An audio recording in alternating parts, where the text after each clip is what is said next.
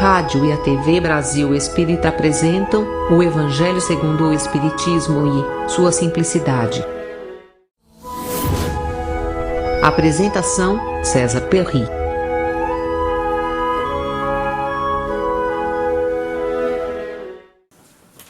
Alô, amigos, internautas de Maceió, todos esses que estão acompanhando a Rádio Brasil Espírita e também a sua TV web. É para nós motivo de bastante alegria darmos continuidade ao programa O Evangelho segundo o Espiritismo e sua simplicidade. Nós fizemos uma apresentação geral, fizemos uma introdução para os comentários sobre o Evangelho segundo o Espiritismo, e nós vamos hoje dar início ao capítulo inicial do Evangelho segundo o Espiritismo, que é o capítulo 1.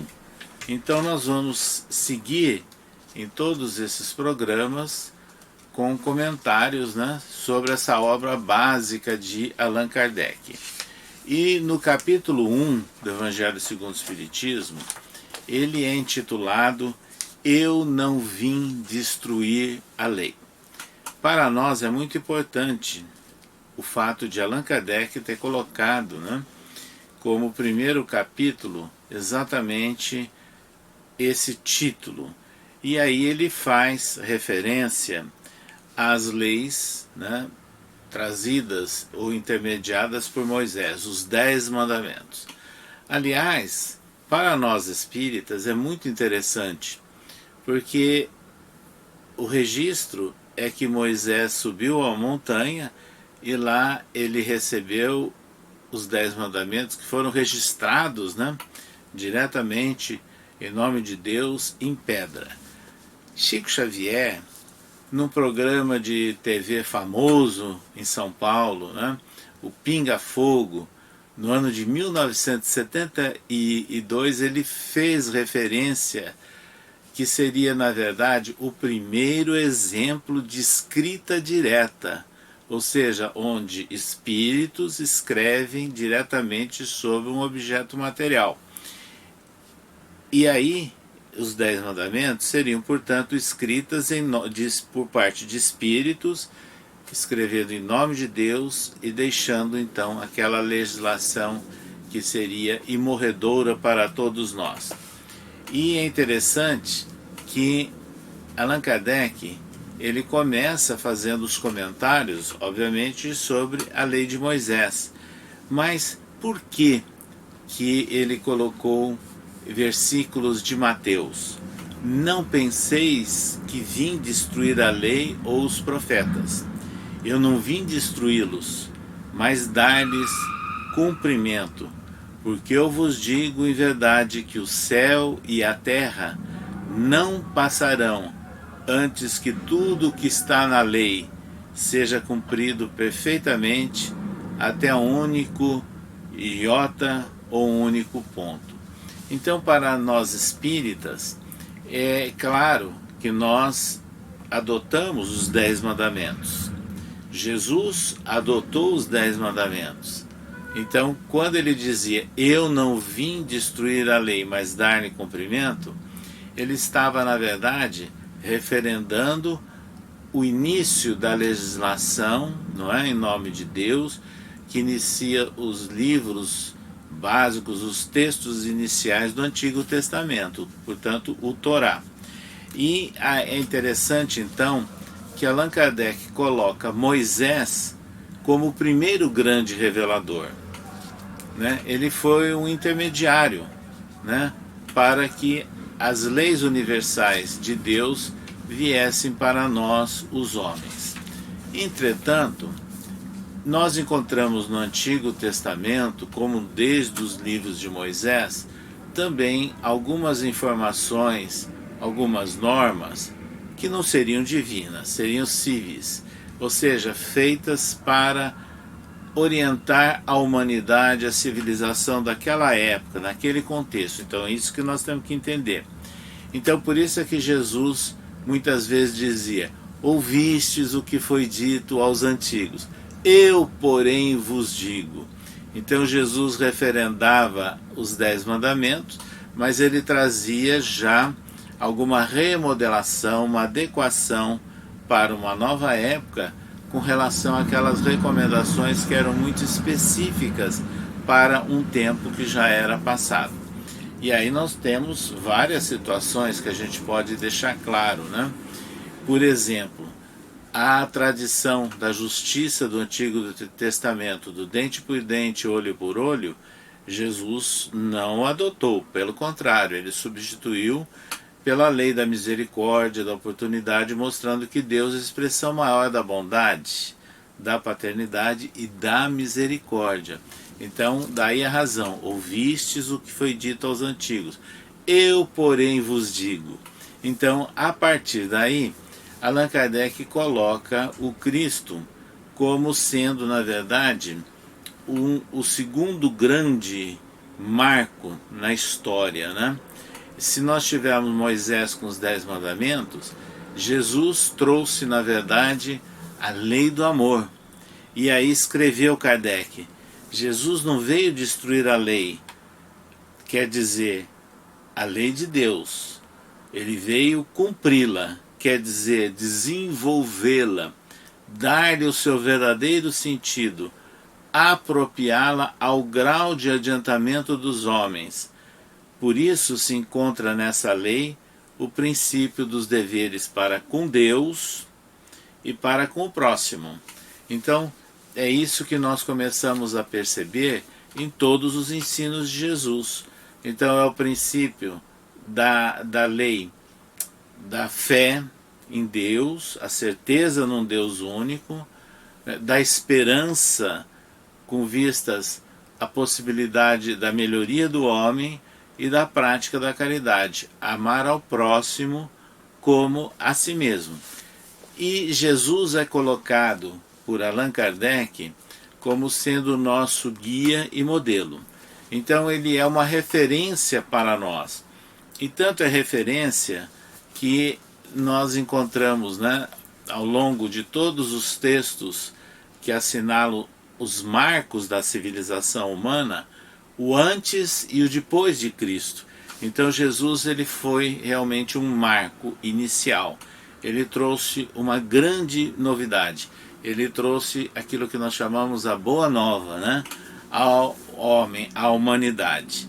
Então é importante quando nós olhamos esse capítulo 1 do Evangelho segundo o Espiritismo, porque nós encontramos Moisés sendo intermediário das leis de Deus, Jesus complementando as informações também sobre as leis de Deus, mas adequando-a, né, ao grau de conhecimento e preparando as bases de um novo relacionamento, de uma nova civilização.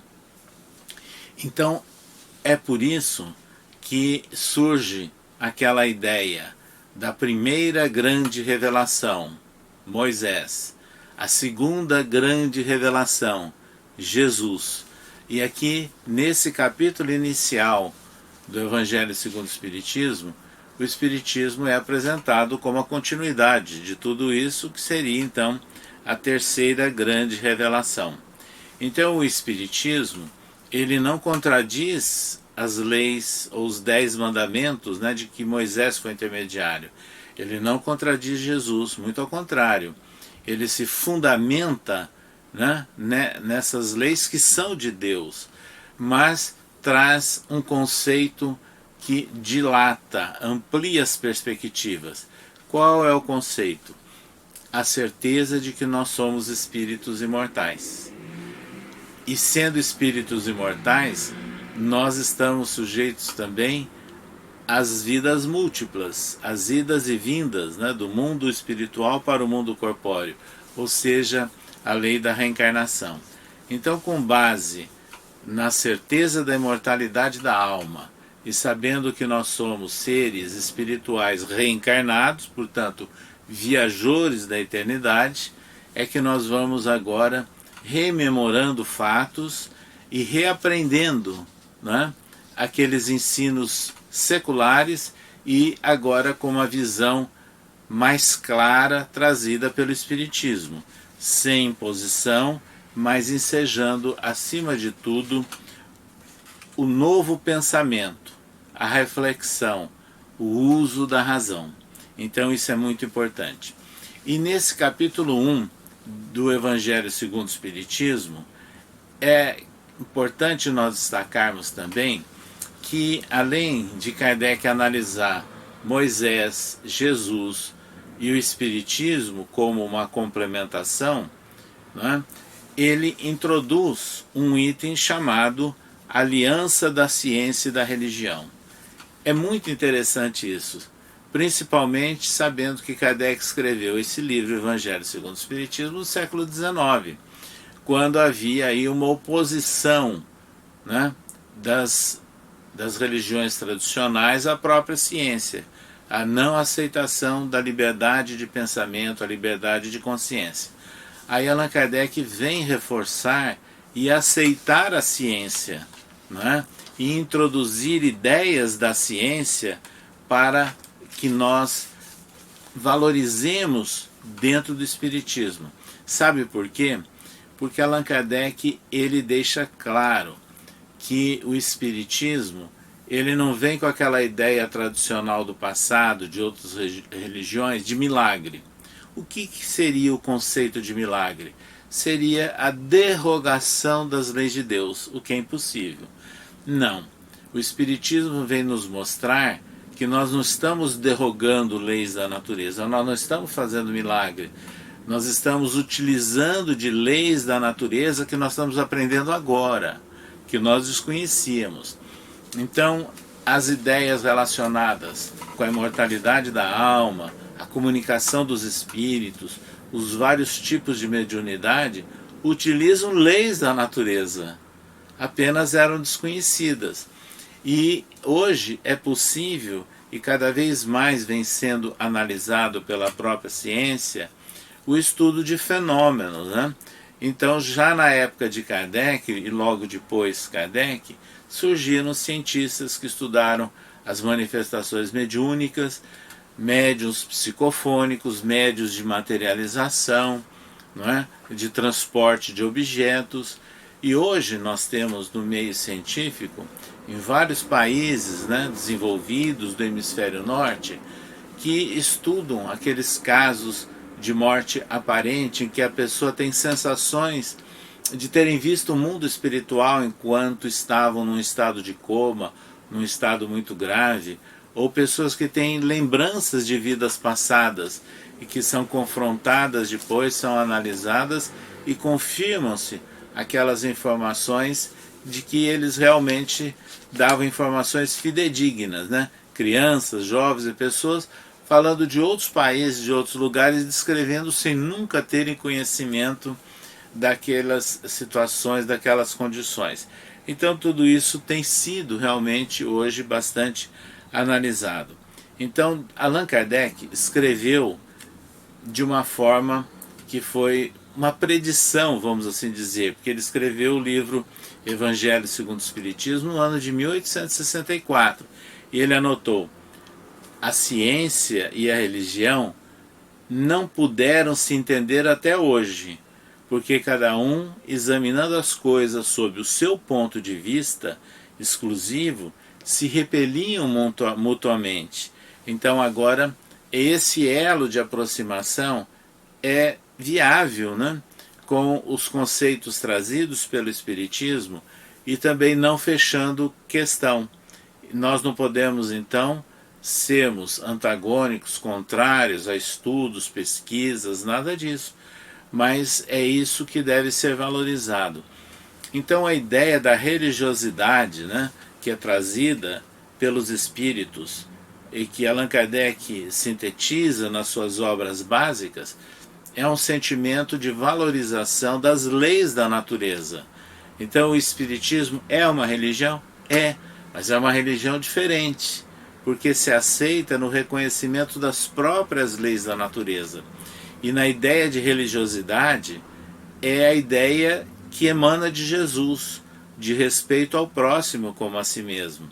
Então valoriza-se o que Allan Kardec chama de comunhão de pensamentos, valoriza-se os laços morais e os laços espirituais, não mais aquela imposição, não mais a chamada fé cega, mas a ideia de se estimular a solidariedade e a fraternidade entre as pessoas.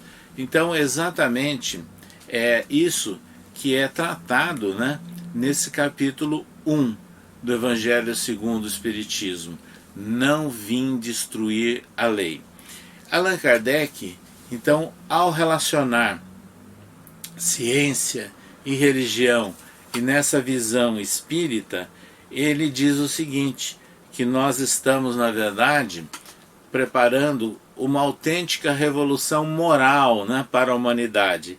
E ele escreveu: as consequências dessa revolução moral são fáceis de prever.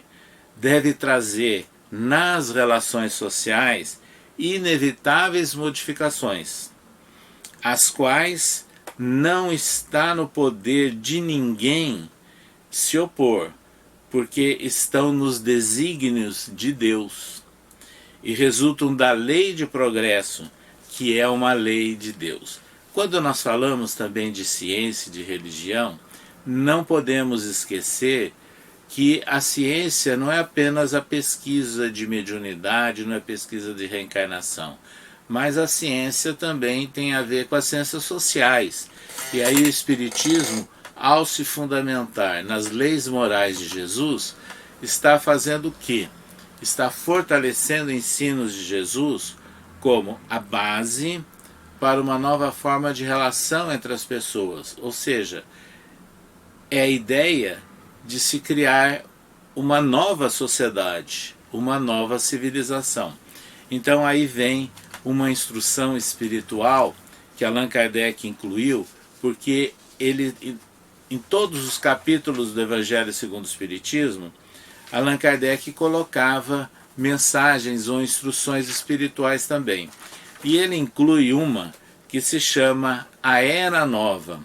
E aí o espírito, que é Erasto, começa dizendo o seguinte: Deus é único, e Moisés, o espírito que Deus enviou em missão para o fazer conhecer não somente aos hebreus, mas ainda aos povos pagãos.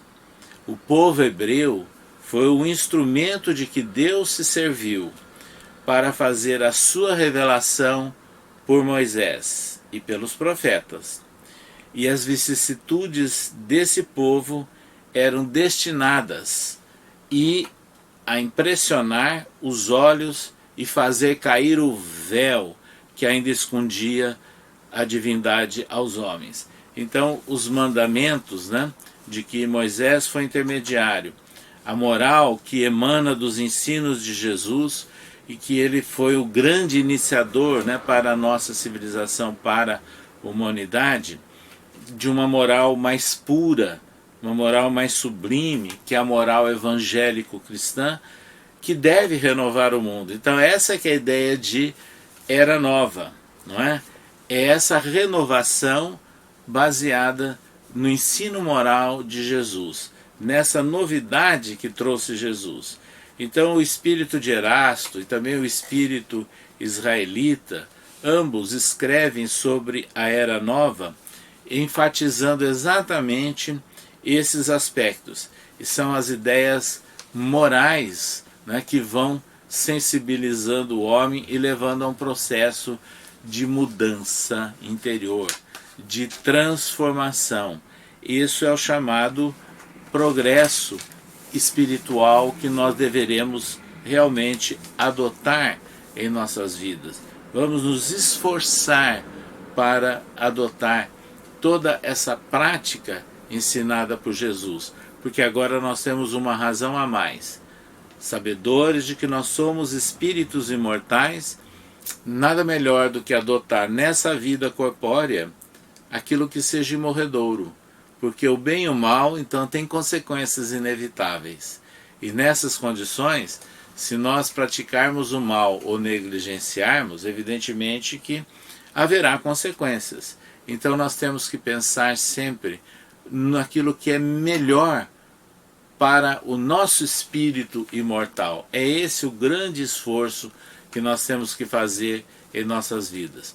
Então, a ideia que o Espiritismo nos traz, com a certeza da imortalidade da alma, das vidas sucessivas, e que Deus é o nosso Pai, expressão maior da bondade, da paternidade e da misericórdia, é que nós estamos todos num processo de aprendizagem espiritual, todos sujeitos a um caminho que pode levar à evolução de nossos espíritos.